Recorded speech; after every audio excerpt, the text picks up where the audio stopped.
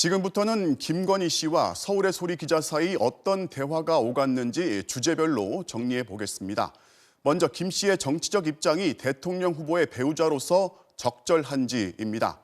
고발 사주 의혹을 두고 적은 내부에 있다면서 홍준표, 유승민 후보 측의 공작이라 단언하고 안희정 전 지사는 이른바 문바가 죽였다고 말합니다. 또 선거 캠프에 얼마나 관여하고 있는지도 쟁점이 됐습니다. 이기주 기자가 보도합니다. 국민의힘 윤석열 후보의 고발 사주 의혹이 처음 보도된 다음 날인 지난해 9월 3일 서울의 소리 이명수 기자와 통화한 김건희 씨는 고발 사주 의혹이 홍준표, 유승민 두 후보 측의 공작이라고 단언했습니다. 잘 못 지내시죠? 기사 계속 나와버리네. 그러니까 우리는 한 적이 없는데 지금 정치 공작하는 거예요. 유승민 쪽하고 홍준표 쪽하고 이제 공작을 하는 거지. 남편 떨어뜨려 자기네가 나오니까 예. 그렇게 하는 것 같아요. 원래 다 적은 내부에 있다고 했잖아요. 정치를 권력 암투와 음모론의 시각에서 보는 김건희 씨의 생각은 녹취록 곳곳에 등장합니다. 이준석 때문에 머리 아프겠어요. 다 그런 권력 싸움인 거지 안에서. 안희정 전 충남지사 관련 미투 사건도 속칭 문바들이 꾸민 음모라고 봤습니다. 이제 문바가 죽인 거지 안희정을. 그래요? 자기네들끼리 싸운 거지. 이제 대통령 후보에서 아예 그냥 잘라버리려고 문바에서 죽인 거지. 그 보수에서 죽인 게 아니라 그거는 즐거들 리그에서 싸워서 내친 거야. 윤석열 후보는 아내가 정치를 극도로 싫어한다고 했지만 녹취록에는 김 씨가 윤석열 캠프 운영에 관여한 정황도 엿보입니다. 우리 캠프가 엉망이에요 지금. 네. 그래서 완전히 재정비를 다시 다 해. 네. 국내임이 뭐 좋은 당도 아니고. 네. 그러다 이게 이제 너무 아마추어인 거야. 김 씨는 자신의 오빠까지 거론하며 이명수 기자에게 캠프로 와서 선거운동을 도와달라는 취지의 언급을 여러 차례 했습니다. 사무실 와서 네. 우리 저기 그런 걸 움직이는 사람들이 있을 거 아니에요. 네네네. 그러니까 이제 예를 들어서 뭐 우리 오빠라든가 여기 몇 명 있어요. 네. 그래서 여기서 지시하면 여기서 이제 다 그걸 캠프를 좀 조직하니까 예. 요 헤드들한테 그런 거를 설명을 해줘야지.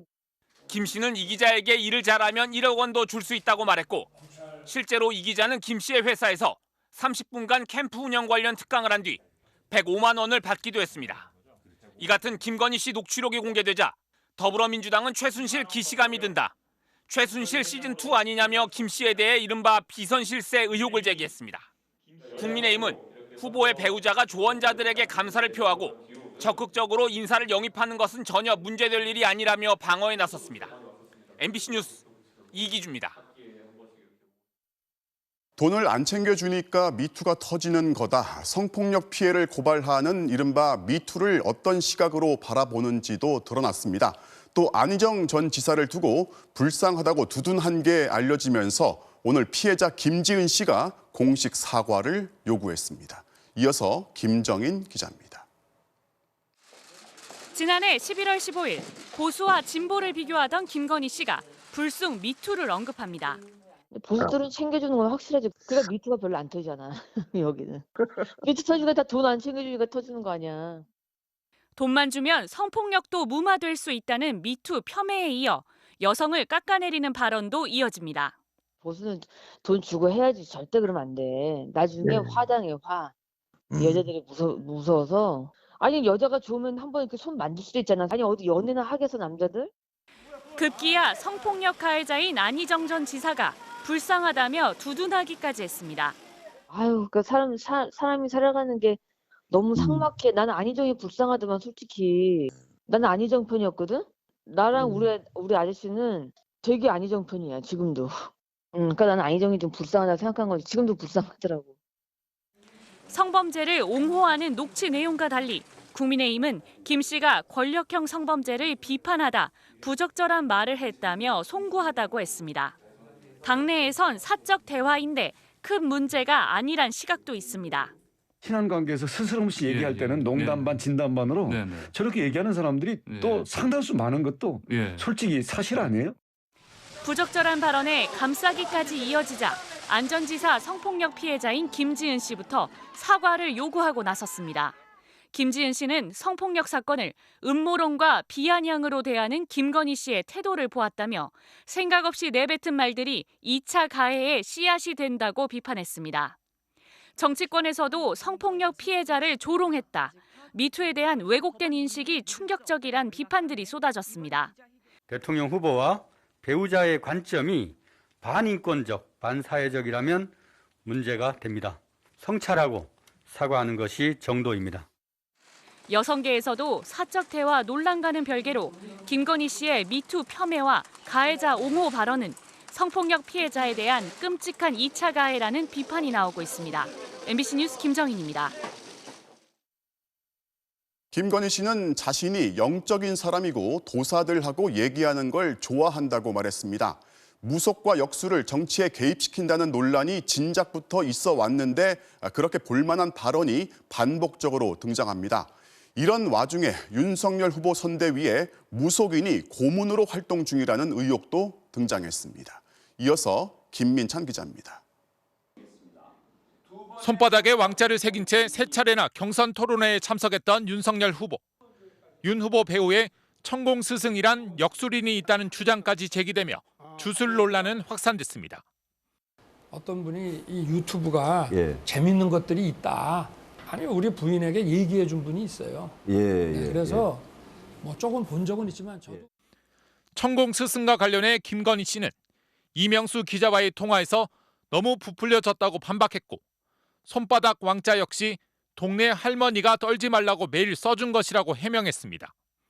하지만 김 씨 녹취록에는 무속에 대한 관심이 곳곳에 담겨 있습니다.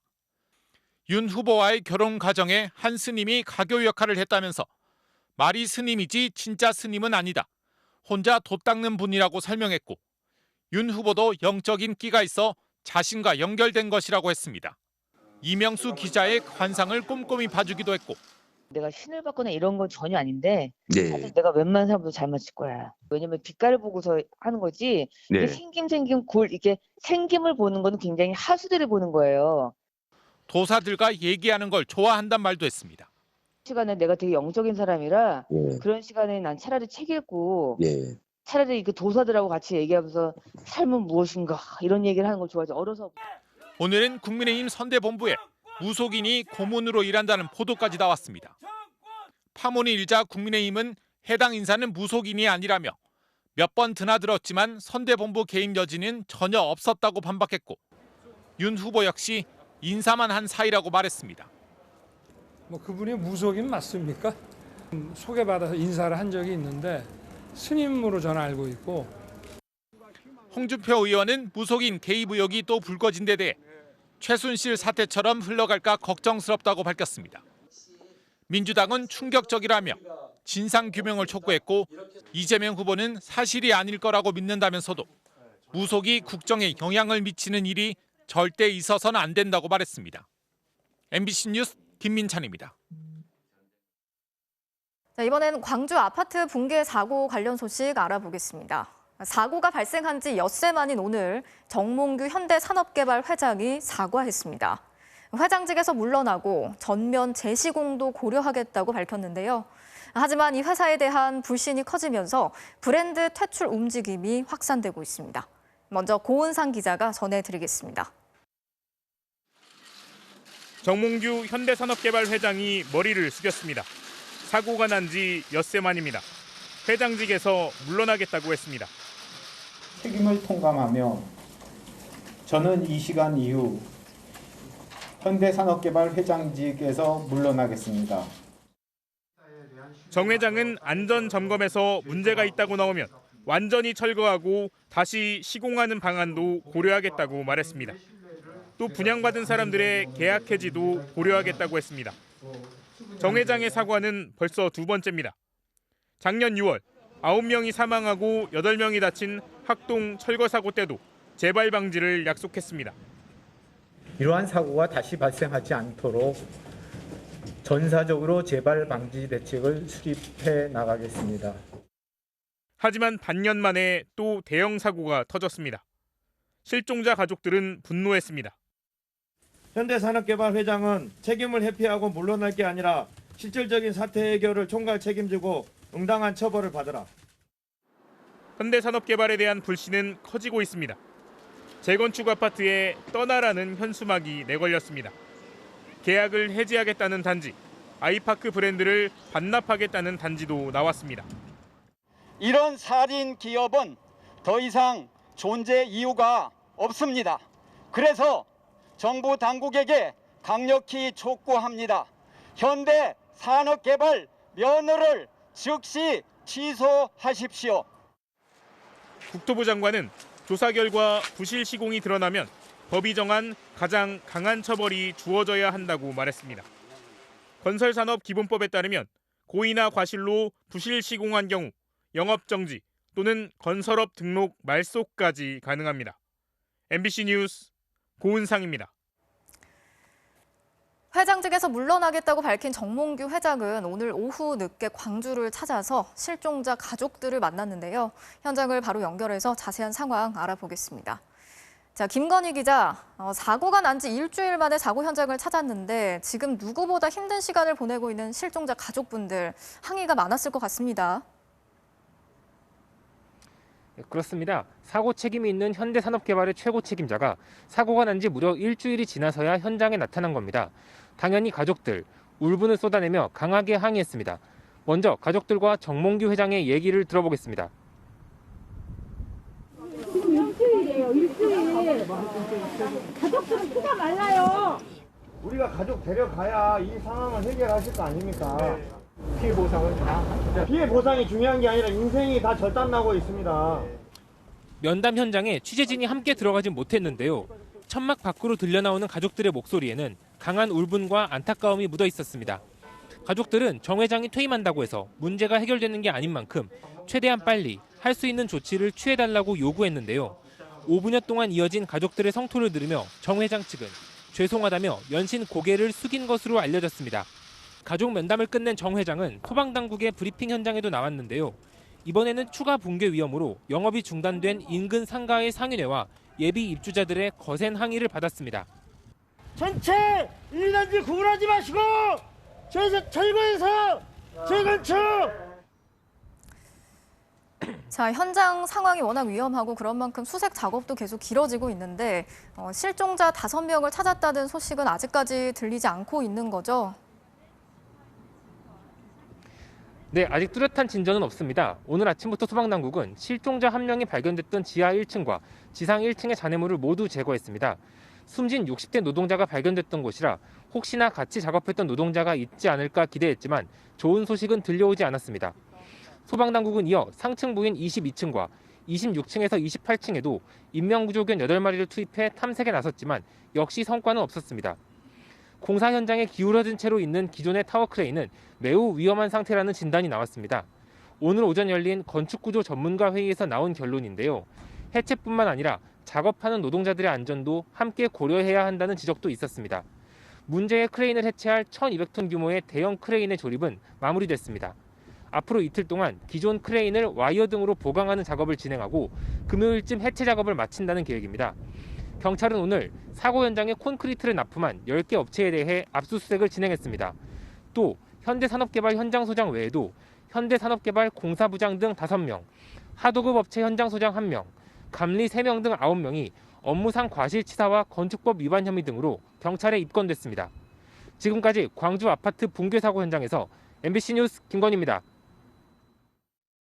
이번 사고가 시작된 곳은 39층. 현대산업개발은 이곳에 프리미엄 시설이 들어선다면서 홍보를 했는데 바로 여기서 사고가 시작됐습니다.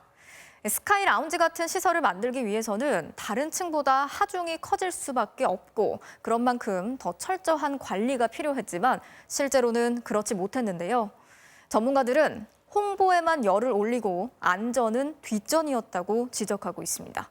우종훈 기자가 취재했습니다.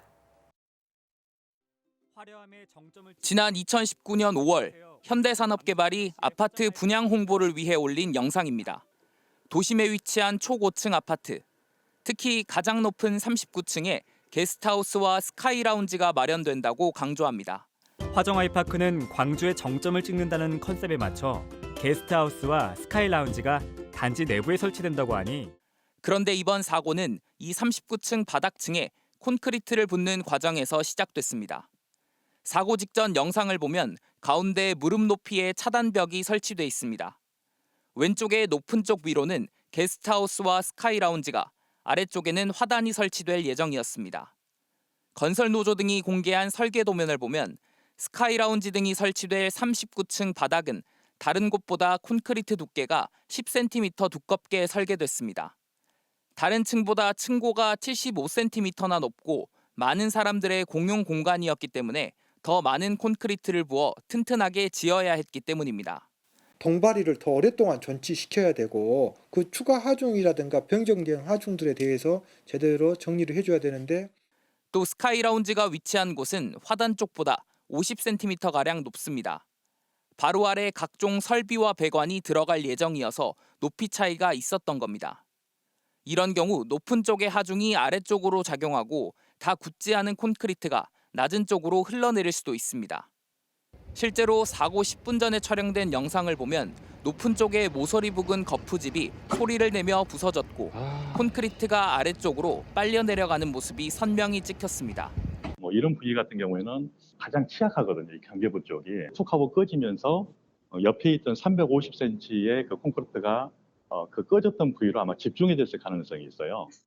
경찰도 정확한 붕괴 원인은 조사 중이지만 영상에서 콘크리트가 흘러내리는 위치가 화단 쪽이 맞다고 밝혔습니다. 현대산업개발은 설계도상 내용과 사고 원인에 대해서는 답할 수 없다며 수사에 적극 협조하겠다고만 밝혔습니다.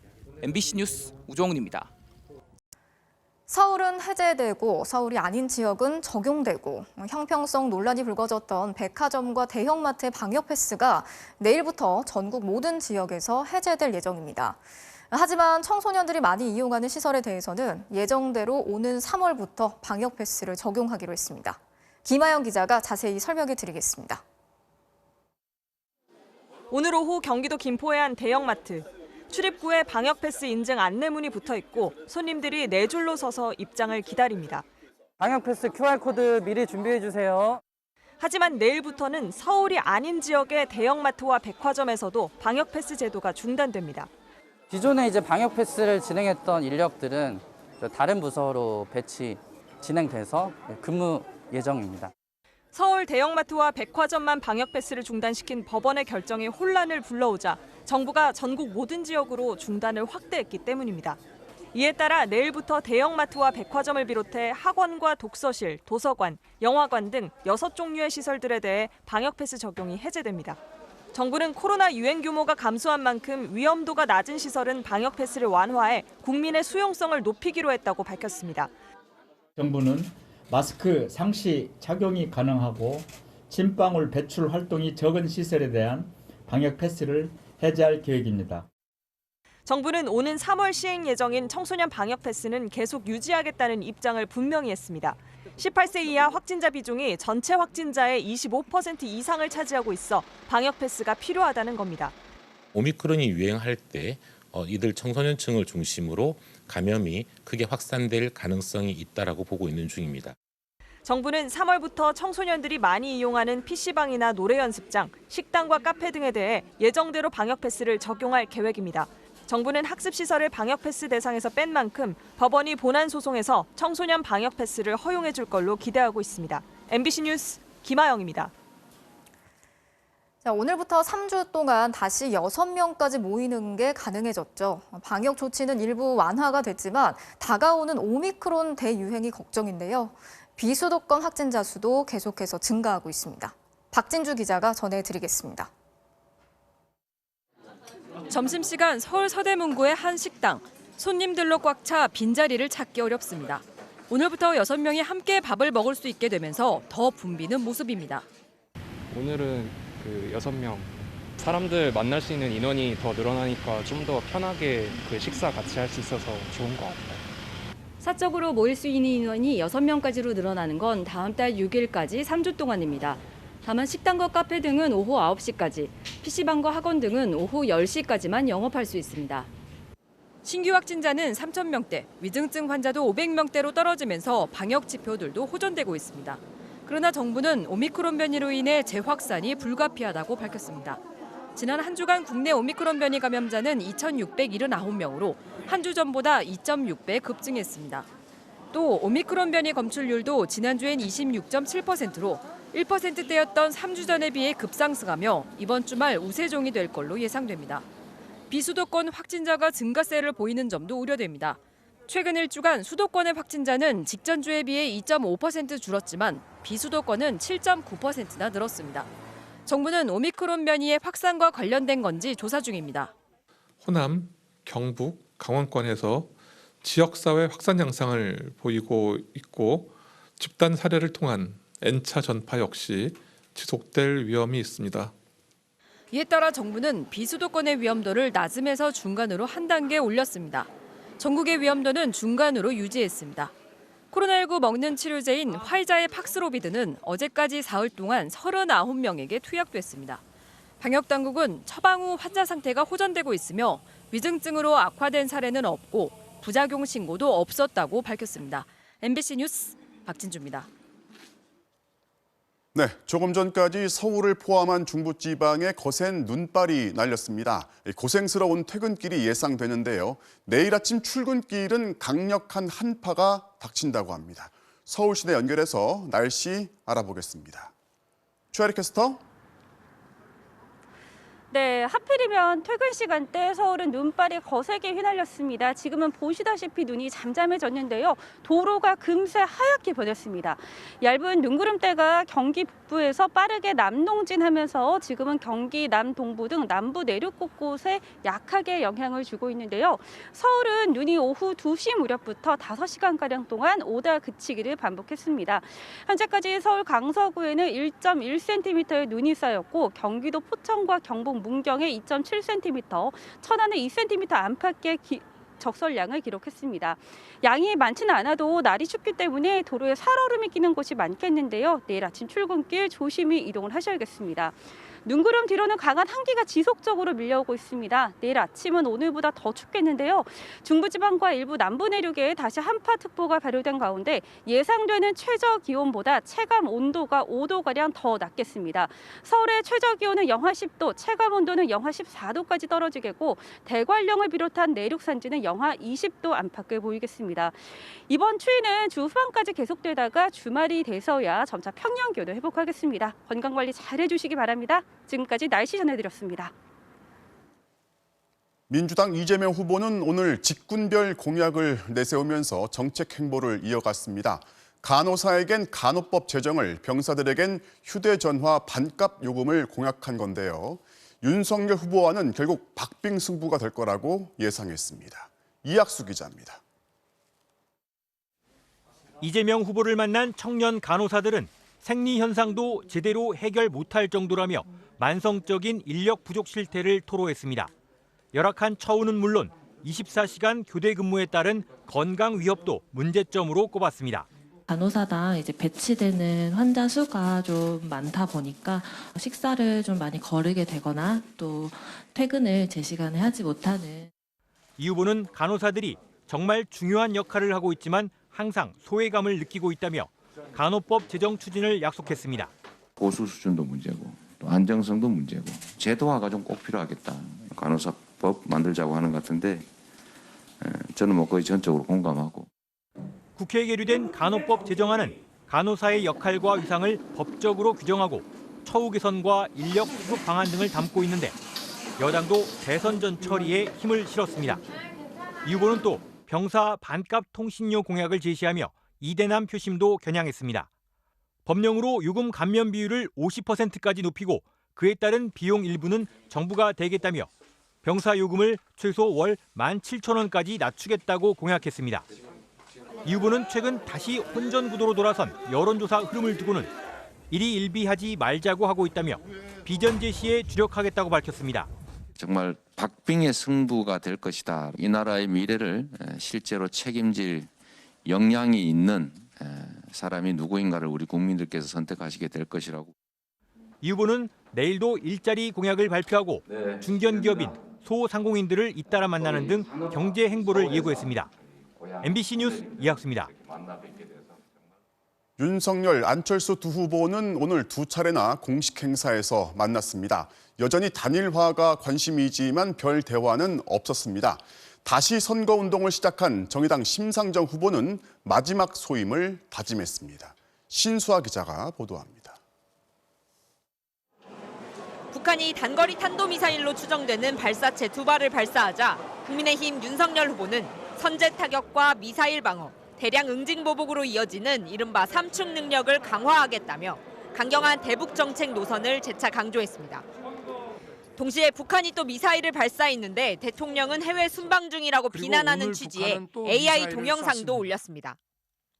우리 대한민국과 국제사회에 자기들의 그 핵 능력을 과시하면서 위협하는 거 아니겠습니까? 국민의당 안철수 후보와는 불교 행사와 대구 경북인 신년 모임 등 하루에 2차례나 자리를 함께했습니다. 하지만 관심사인 단일화 문제를 놓고선 두 후보가 별다른 대화를 나누지 않았습니다. 여기서 뭐 대화할 수 있는 그런 상황은 아니었습니다. 단일화 관련해서 대화는 나누실 계획이? 아니 여기서요? 안철수 후보는 청년사회복지사를 만나 단일임금 체제와 호봉제를 도입하겠다고 약속하는 등 공약 행보를 이어갔습니다. 이재명, 윤석열 두 후보의 양자 토론엔 강한 거부감을 표시하며 자신을 포함한 3자 토론을 하자고 요구했습니다. 정의로운 공평한 그런 기회를 갖자는 그런 뜻에서 말씀을 드린 겁니다. 국민들도 그런 공평한 정보를 가지고 판단을 해야 되지 않겠습니까? 정의당 심상정 후보는 이번 대선에서 정의당과 심상정의 재신임을 구하는 것으로 마지막 소임을 다하겠다며 닷새 만에 선거운동을 재개했습니다. 남 탓은 하지 않고 낡은 진보를 혁신하겠다고 강조했습니다. 무엇보다도 이번 대선에서 지워진 이름들을 심상정의 마이크로 더 크게 목소리를 내겠습니다. 심 후보는 첫 현장 일정으론 구의역 스크린도어 사고 현장을 찾아 광주 아파트 참사를 거론하며 중대재해처벌법 개정을 촉구했습니다. MBC 뉴스 신수아입니다. 지금부터는 지난 성탄절에 발생한 끔찍한 성폭행 사건 그리고 이해하기 힘든 수사 과정을 단독 보도합니다. 한 초등학생이 동네 오빠가 불러서 나갔다가 처음 만난 20대 남성한테 성폭행을 당했습니다. 스키 강사인 이 남성은 초등학생이라 안 된다고 주위에서 만류했지만 상관없다면서 아이를 무인 모텔로 끌고 갔습니다. 먼저 김지인 기자입니다. 강원도에서는 초등학교 6학년생 윤지의 해바라기 센터 진술서입니다. 크리스마스에 집에 있는데 아는 중학생 오빠 번호로 전화가 왔다. 그런데 그 전화로 모르는 성인 스키 강사가 파티를 하러 데리러 오겠다더니 30분 뒤 차를 끌고 집 앞으로 왔다고 진술합니다. 스키 대여점들에서 아르바이트를 하던 남학생들은 여자를 소개해달라던 스키 강사 25살 박모 씨가 휴대전화 사진을 보고 윤지를 지목했다고 말합니다. 학생이라고 얘기를 했는데 상관없다 이런 식으로. 친구 집에 간다고 집에서 나온 윤지. 차에는 동네 중고생 오빠 2명도 있었는데 잠시 뒤 이들은 함께 가지 않고 그냥 내렸습니다. 스키 강사는 편의점에 들러 맥주와 담배를 산 뒤 무인 모텔로 향했습니다. 아는 오빠들을 타고 내릴 때부터 이제 얘가 두려워서 내릴래요. 일이 벌어질 때까지도 생각도 못했대요. 뭐가 뭔지도 몰랐대요 그냥. 박 씨는 맥주를 마시라고 권하더니 조건 만남, 즉 성매매를 하지 않겠느냐고 물었다고 합니다. 싫다며 집에 보내달라 애원해도 반항하면 때린다는 협박과 폭력이 이어졌다고 진술했습니다. 폰을 뺏어서 자기 엉덩이 밑에 먼저 주다가 한 5분 동안 계속 눌렀어. 그 핸드폰에 침대 밖으로 던졌어. 성폭행과 성추행이 이어졌고 새벽 1시 넘어 모텔을 나온 뒤 차에서도 성추행을 했고 새벽 2시가 다 돼서야 택시에 태워 집에 보내줬다는 게 윤지의 진술입니다. 한 10살 차이는 안 나겠어요. 동생이나 친척이나 뭐 요금 나오면은 그거만큼은 계좌로 보내주겠다. 이튿날 윤지가 친한 언니에게 끔찍했던 크리스마스 밤에 대해 털어놓으면서 경찰이 수사에 나섰습니다. 하지만 박 씨는 긴급 체포됐다 그냥 풀려났고 여전히 스키 강사로 일하고 있습니다. 아니 뭐라고 설명을 드려야 돼요? 진짜 할 수 있는데 묻지 의심하시고 변호사 통해서 연락하시라니까. 13살 윤지는 사건 직후 이틀 넘게 하혈을 했고 좁은 시골 동네에서 혹시 박 씨를 마주칠까 집 밖에 나가기조차 겁내고 있습니다. 우리 집 앞에 또 오는 거 아니야? 감옥 가면 10년 뒤에 나와서 자기 또 찾아오면 어떡해? MBC 뉴스 김지인입니다. 박 씨는 조건 만남이 뭔지도 모르는 아이한테 자발적으로 그렇게 한 거라고 녹음까지 시켰다고 합니다. 또 아이를 무인 모텔로 데려간 것도 의도가 있어 보입니다. 그런데 경찰이 박 씨를 긴급 체포했지만 검찰은 긴급하지 않다면서 풀어주라고 했습니다. 이어서 신재용 기자입니다. 윤지는 해바라기 센터에서 무인 모텔이라는 것 자체를 몰랐다. 올라가 보니 방이 있었다고 진술했습니다. 직원이 없는 무인 모텔이다 보니 초등학생을 데리고 들어가도 수상하게 볼 사람이 없었던 겁니다. 윤지는 모텔을 나오기 전 박 씨가 이상한 말을 하게 시킨 뒤 녹음까지 했다고 말했습니다. 내 이름을 말하라 그러고 그다음에 내 생년월일을 말하라 그러고 조건 만남 30에 수락합니다라고 나보고 얘기하고 싶었고. 윤지가 조건 만남, 즉 자발적으로 성매매를 한 것으로 꾸민 것으로 보입니다. 내가 녹음을 하니까 목소리가 뜰 거 아니야 그때는. 그래서 너가 계속 다시 하라고. 하지만 윤지는 돈을 받지도 않았고 조건 만남이란 단어 자체도 몰랐습니다. 조건 만남이 뭐냐고. 어머니한테 물어봤어? 네. 근데 모텔 가서 배달 음식 시켜 먹는 거 아니야? 택시에 태워 집으로 보내주면서도 마치 아무 일 없었던 것처럼 자신에게 문자까지 보내라고 시켰다고 합니다. 핸드폰에다가 오늘 즐거웠어요. 다음에 또 봐요. 메시지를 해놓고 너 이거 집에 돌아가면 전송 눌러. 그랬다는 거예요. 실제로 박 씨는 수사기관에서 서로 동의한 성매매고 초등학생인지도 몰랐다고 주장한 것으로 전해졌습니다. 하지만 동의 여부와 상관없이 16살 미만의 미성년자와 성관계를 맺는 건 의제강간, 즉 그 자체로 강간죄와 똑같이 3년 이상의 징역형에 처해질 수 있는 중범죄입니다. 피해자의 나이를 생각했을 때 자기의 성적 결정권을 충분히 행사할 수 있는 나이가 아니기 때문에 그래서 의제강간이라는 것이 저희가 법규가 규정되어 있는 거고. 그런데도 검찰은 경찰이 긴급 체포한 박 씨를 풀어주라고 결정했습니다. 긴급한 사안이 아니고 혐의도 불분명하다는 이유였습니다. 돌려놨다는 소리 듣고서부터 내가 엄청 불안해. 난간 비밀번호를 바꿨거든요. 2차 가해 위험이 때문에. 경찰은 증거 분석 결과가 나오는 대로 박 씨의 신병을 확보해 엄정히 수사할 방침입니다. MBC 뉴스 신재용입니다. 10대 소비자를 잡기 위한 기업들의 경쟁이 치열합니다. 요즘 10대는 더 이상 부모님 카드가 아니라 당당히 내 카드로 결제한다고 하는데요. 미래 고객을 선점하기 위한 기업들의 전략을 이정은 기자가 취재했습니다. 중학교 2학년 두 친구가 카페에 들렀습니다. 이거 먹을래? 그래. 그럼 이거 2잔 시킨다. 더치페이는 기본. 결제는 한 친구가 카드로 하고 다른 친구가 스마트폰 카드 앱으로 송금해 줍니다. 친구들하고 이렇게 놀다 보면 더치페이를 할 때가 안 생길 수가 없거든요. 500원도 저희한테는 피 같은 돈이거든요. 카카오뱅크가 출시한 청소년 전용 카드 카카오 미니. 만 14세에서 18세까지 자기 이름으로 된 스마트폰만 있으면 발급해 줍니다. 최대 50만 원까지 선불로 채워놓고 결제, 송금, 적금 서비스까지 이용합니다. 1년여 만에 전체 청소년 230만 명의 절반인 112만 명이 발급받았습니다. 카카오미니 이용자의 90%는 만 19세가 되면 그냥 카카오뱅크 계좌를 개설합니다. 하지만 더 중요한 건 그동안 엄마 카드, 아빠 카드에 가려져 있던 10대들의 소비 빅데이터가 쌓이고 있다는 점입니다. 빼빼로 데이 때 엄청나게 데이터 증가하고요. 그리고 이 친구들이 딱 1년에 2번 인센을 받는 날이 있더라고요. 구정, 추석. 편의점들도 10대들을 집중 공략합니다. 인기 도넛 가게와 함께 출시한 우유는 석 달 만에 270만 개, 풍선껌 부는 오리는 14만 개가 팔렸습니다. 친구가 좀 특이한 거를 먹으면은 또 약간 궁금증이 생기잖아요. 그래서 또 사서 먹게 되는 것 같아요. 이 상품들은 GS25의 20, 30대 직원들로만 구성된 특별팀이 기획했습니다. 기획 상품 매출의 28%가 10대들에서 나옵니다.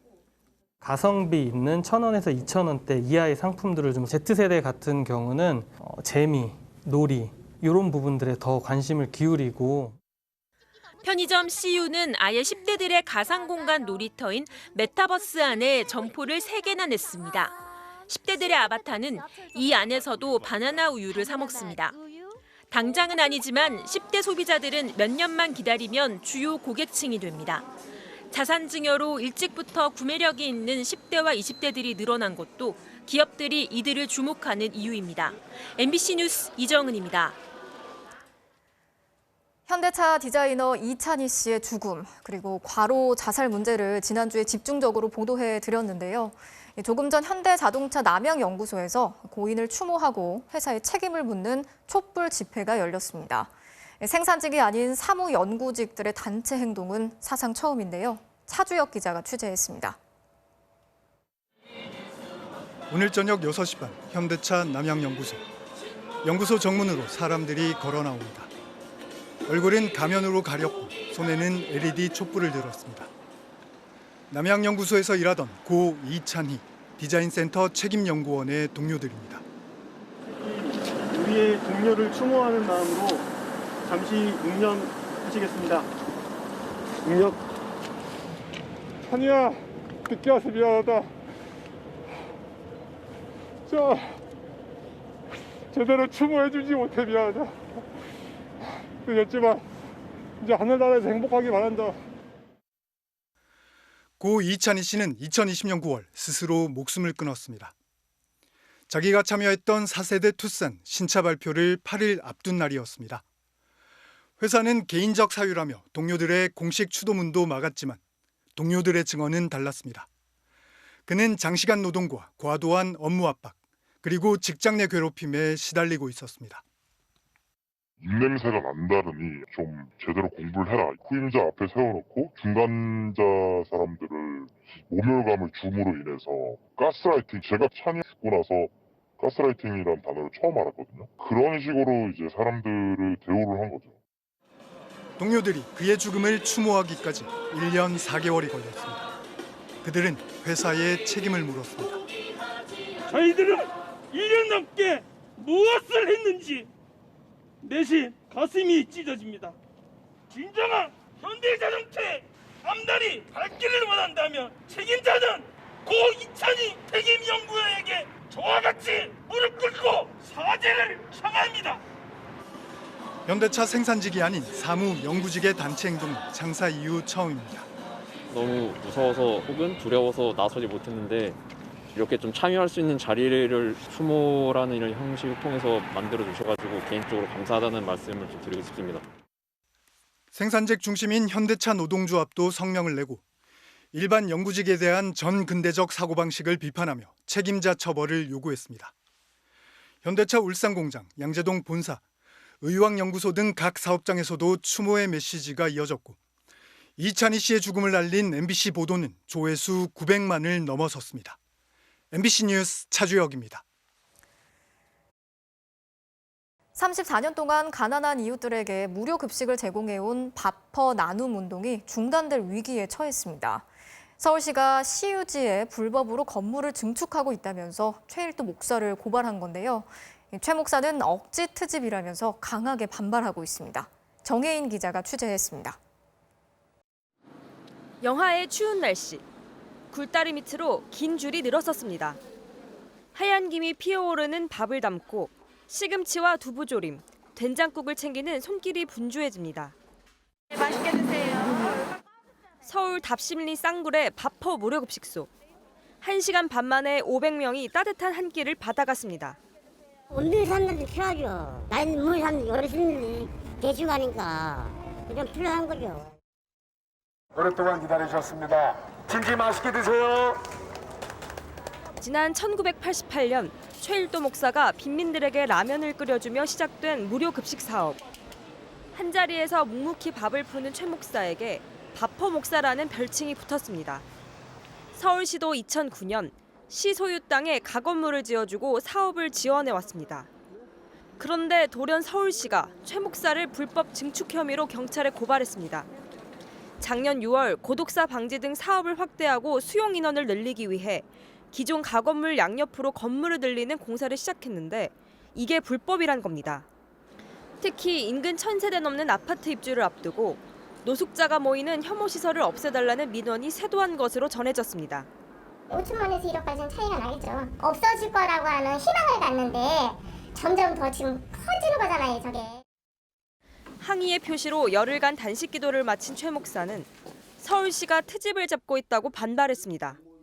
가난한 사람, 헐벗은 사람, 집 없는 사람들을 무시하고 냉대하면요, 저는 그들의 편에 서서 투쟁하며 살 수밖에 없습니다. 논란이 되자 서울시는 오세훈 서울시장이 조만간 최 목사를 만나 건물 전체를 시 소유로 합법화한 다음 바퍼 사업에 제공하는 등 대안을 논의할 예정이라고 밝혔습니다. MBC 뉴스 정혜인입니다. 남태평양의 섬나라 통가 부근의 해저 화산이 폭발하면서 이 충격으로 세계 곳곳에서 지진 해일이 발생했습니다. 멀리 떨어져 있는 페루에서도 2명이 목숨을 잃었는데요. 우리나라에서도 충격파가 관측된 것으로 확인됐습니다. 박소희 기자가 전해드리겠습니다. 지난 15일 통가 부근 훈가 하파이 해저 화산이 폭발하는 모습입니다. 핵폭탄이 터진 듯 분출물이 솟구쳐 오르며 화산이 폭발합니다. 화산재가 폭발하듯 퍼져나가는 모습이 인공위성 적외선 사진에 고스란히 잡혔습니다.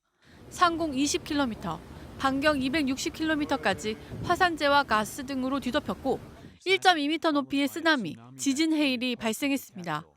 구체적인 인명피해는 확인되지 않았지만 통가 인구 10만 명 가운데 8만 명이 이번 폭발에 영향을 입었을 것으로 추산됩니다.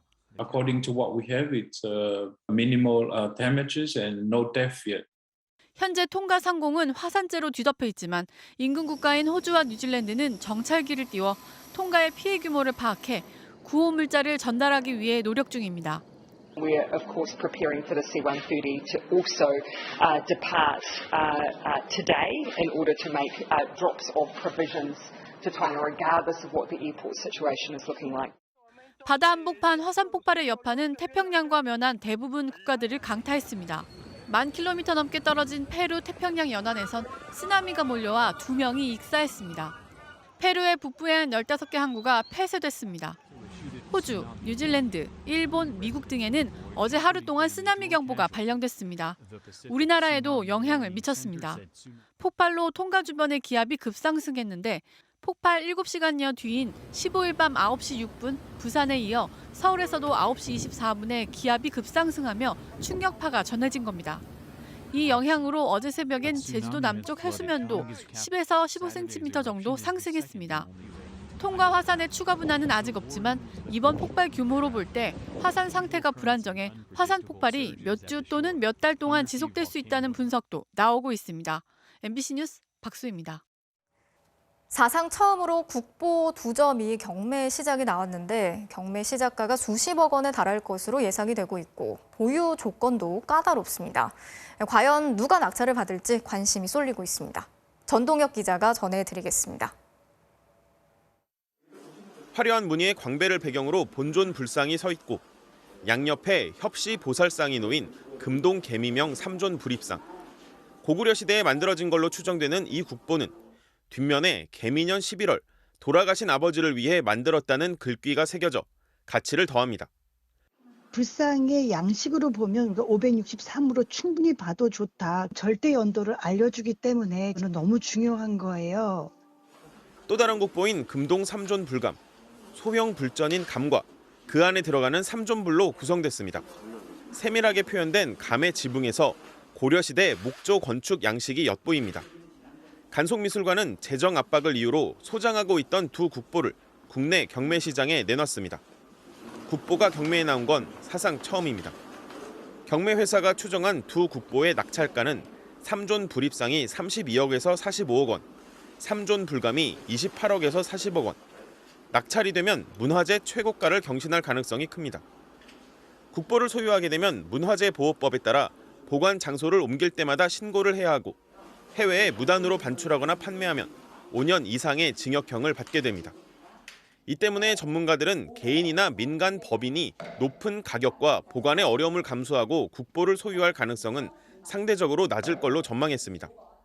구입해서 보관하려는 사람의 의도에 대해서 뭔가 선의로 해석하지 않고 뭔가 또 와전돼서 구설수에 오르게 되는 예들이 많거든요. 그런 점 때문에 다들 좀 주저하는 것이 아닌가라는.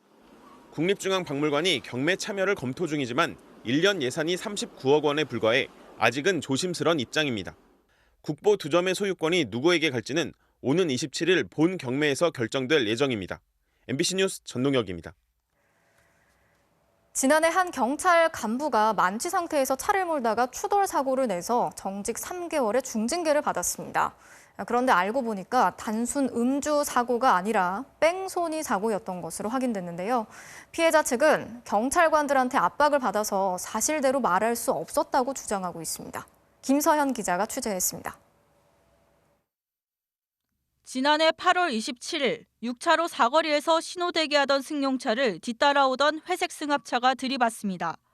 승용차 뒷부분과 승합차 앞부분이 심하게 부서졌고 깨진 파편이 도로 위에 깔려 있습니다.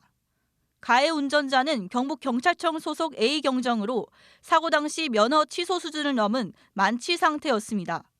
피해 운전자는 20대 대학생.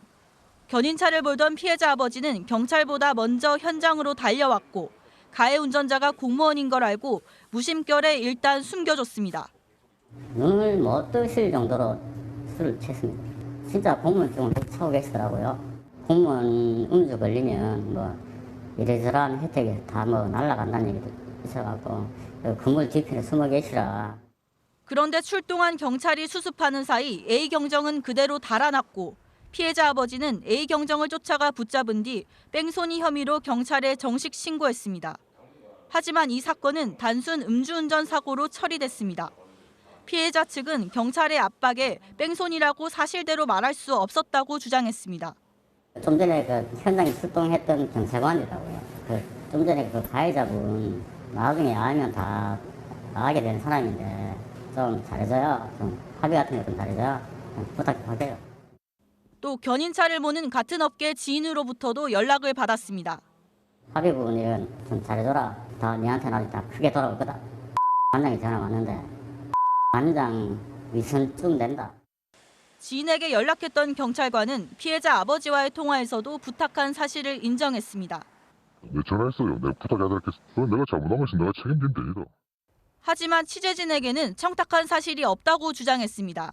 반론과 해명 요청을 거절한 A경정은 정직 3개월의 중징계가 끝나자마자 당시 사고 처리를 담당했던 경찰서에 배치됐습니다. MBC 뉴스 김서연입니다. 북한이 올해 들어서만 벌써 4번째로 단거리 탄도미사일을 발사했습니다. 오늘은 평양 근처에서 발사한 게 주목할 대목인데 우리 정부도 미국도 유감을 표하면서 대화를 촉구했습니다. 정동훈 기자가 취재했습니다. 북한이 오늘 오전 8시 50분쯤 2발의 미사일을 발사했습니다. 고도 42km, 마하 5 정도의 속도로 380km를 날아가 함경도 앞바다 바위섬에 떨어진 것으로 탐지됐습니다. 북한 평양 순안비행장 일대에서 동북쪽 동해상으로 발사된 단거리 탄도미사일로 추정되는 2발의 발사체를 탐지하였습니다. 사흘 전 발사한 미사일과 비행 거리와 고도, 속도는 물론 표적까지 거의 동일합니다. 다만 2발의 미사일 발사 간격이 사흘 전 11분에서 이번엔 4분으로 단축됐습니다. 군 당국은 북한이 사흘 전과 같은 계열의 단거리 탄도미사일을 쏴 연속 발사 능력과 정확도를 시험한 것으로 추정했습니다. 이번엔 발사 장소를 평안도 내륙이 아닌 평양 순안공항 부근으로 정했습니다. 주민들이 날아가는 미사일을 볼 수 있는 장소를 선택한 것은 내부 결속 효과를 극대화하려는 의도로도 해석됩니다. 평양 주민들에게 발사 폭음과 날아가는 비행 궤적을 보게 함으로써 내부 긴장을 통한 결속 효과도 있을 것으로. 사흘 전과 마찬가지로 단거리 미사일을 발사한 것은 북한의 미사일 시험을 제재하겠다는 미국에게 이중잣대라고 항의하면서도 수위는 조절하겠다는 뜻으로 보입니다.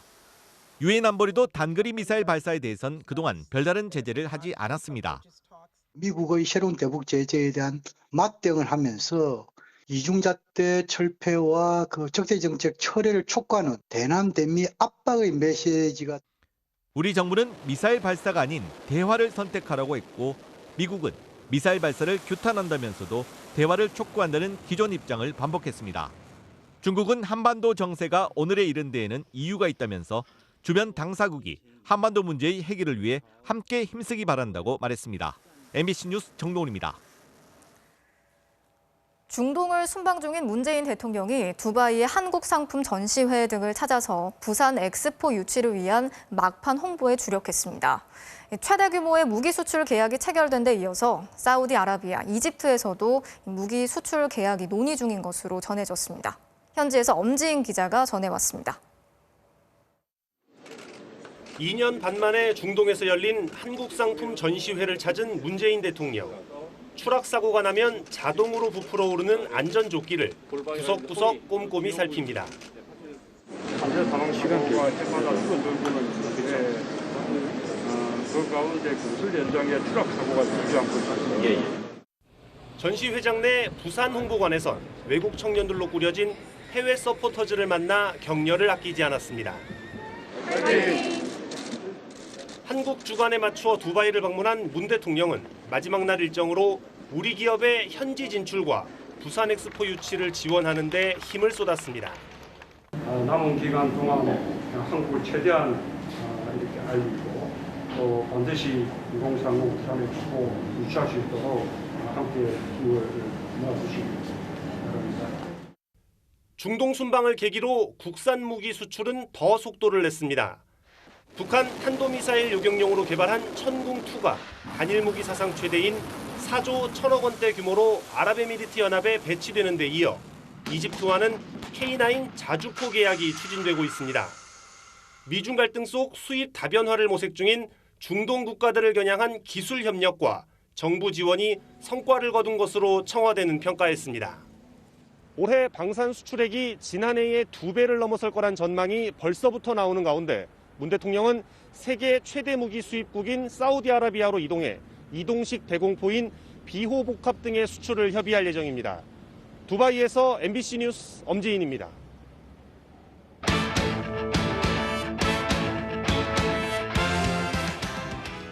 월요일 밤 스포츠 뉴스입니다. 배구 여제 김연경 선수가 세계 최고의 여자 배구 선수로 선정됐습니다. 지난 도쿄올림픽에서 최고의 시간을 선사했던 김연경 선수. 국제배구연맹 제휴매체인 발리볼 월드닷컴이 2021년 최고의 여자 선수로 김연경을 뽑았습니다. 10억 명 중 최고라는 수식어와 함께 가장 빛났던 순간은 도쿄올림픽이었다고 자세히 소개했습니다. 한국 배구를 3회 연속 올림픽 본선에 올려놨고 9번째로 올림픽 4강 신화를 이끌었으며 올림픽에서 한 경기 30점 이상을 4번이나 기록한 최초의 선수라고도 전했습니다. 또 배구 선수 최초의 유튜브 구독자 100만 명에 지난해 SNS에서 세계 전 종목을 통틀어 가장 많이 언급된 여자 선수라는 점도 거론하며 실력과 인기 모두 세계 최고라고 평가했습니다. 우리의 8강 상대였던 터키의 지오반니 귀데티 감독도 러시아의 신체 조건과 미국의 힘, 일본의 기술과 브라질의 민첩성을 모두 갖춘 선수라고 김연경 선수를 극찬했습니다. 김연경 선수는 자신의 SNS를 통해 라스트 댄스 마무리가 좋아 행복하다. 응원해주신 모든 분들께 진심으로 감사드린다며 소감을 전했습니다. 침체된 한국 역도의 희망으로 떠오른 선수가 있습니다. 장미란도 못한 세계선수권 3관왕에 오른 기대주 실록 선수를 이명노 기자가 만나봤습니다. 지난달 세계선수권, 실록이 새 역사를 쓰는 순간입니다. 인상과 용상, 합계까지 모두 1위. 전설 장미란도 못해본 세계선수권 3관왕을 달성했습니다. 안녕하세요. 역도선수 실록입니다. 가문의 영광이라고 하고 이게 경사났다고 다 지금 엄청 좋아하셔요 다들. 2살 터울형 신비를 따라 초등학교 6학년 겨울에 얼떨결에 시작한 역도. 처음엔 조금 하다 말 줄 알았지만 무서운 성장세로 모두를 놀라게 했습니다. 19살이던 고3 때 용상 한국 기록을 새로 쓰던 1년 뒤엔 인상과 합계에서도 한국 기록에 자신의 이름을 올렸습니다. 용상과 인상, 개인 최고 기록만 놓고 보면 도쿄올림픽 동메달 기록과 같습니다. 공부라고 치면은 뭐 점수가 오른다, 뭐 등급이 오른다 약간 그런 느낌 아닐까요? 막 그 들고 몸이 짜릿한 느낌이 있거든요. 1kg 싸움으로 이길 때가 깡이 좋은 것 같은데요. 국가대표 선배들도 기대하는 무서운 막내. 깜깜을 하긴 해도 그래도 할 때 또 하는 스타일이에요. 아마 자기도 그렇게 생각하고 있어요. 자신감 하나는 대단한 선수. 올해 아시안게임을 시작으로 2년 뒤 올림픽까지 세계 정상이란 포부가 이제 꿈만은 아닙니다. 장래라는 역도하면 딱 떠오르니까 그 정도로는 돼보고 싶어요. 2024년 파리올림픽 때까지 더 열심히 해서 금메달을 따는 것을 목표로 열심히 하겠습니다. 화이팅! MBC 뉴스 이명노입니다. 다 이긴 경기를 망친 골키퍼의 역대급 황당한 실수로 토플레이 출발합니다. 아프리카 네이션스컵입니다. 코트디부아르가 2대1로 앞선 후반 추가 시간, 이제 30초 남았는데요. 헤딩 백패스를 잡으려던 골키퍼가 이걸 놓쳤어요. 중앙으로 패스, 공격수도 넘어졌는데 결국 동점골을 허용하고 맙니다. 아, 이게 무슨 일인가요? 골키퍼 의혹이 너무 앞섰나요? 선수들 모두 허무한 표정인데요. 잔디에 걸린 것 같은데 부상까지 당했네요. 결국 들것에 실려나가고 맙니다. 교체 카드도 다 쓴 코트디부아르, 결국 손흥민의 전동료 오리에가 부랴부랴 장갑을 꼈는데요. 경기는 이대로 끝납니다. 다 잡았던 승리를 이렇게 놓칠 수도 있네요. 다음은 NBA로 갑니다. 전반 종료 직전 고베어의 한 손 슛이 그대로 림을 통과합니다. 아니 그런데 기쁨도 잠시, 다시 보니 종료 버저가 약간 더 빨랐어요. 코트를 가로지른 엄청난 버저비터가 될 수 있었는데 너무 아쉽네요. 마지막은 스페인 슈퍼컵 결승전입니다. 레알 마드리드의 모드리치, 오른발 중거리 슛 들어갑니다. 올해 나이 38살의 선수 맞나요? 벤제마가 페널티킥 쐐기골을 넣은 레알 마드리드가 통산 12번째 우승 트로피를 가져갑니다. 지금까지 토플레이였습니다.